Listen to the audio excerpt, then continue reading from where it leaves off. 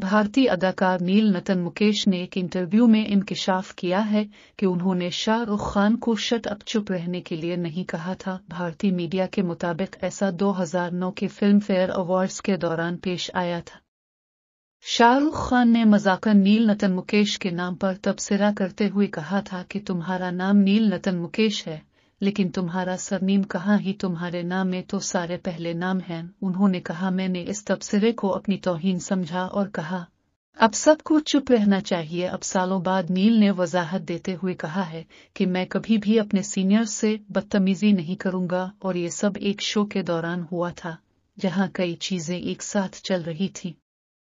उन्होंने मजीद कहा कि मेरे नाम के पीछे वालिद और दादा की इज्जत जड़ी हुई है और मैं किसी को ये समझाने की कोशिश नहीं करूंगा कि ये मेरे लिए कितना अहम है।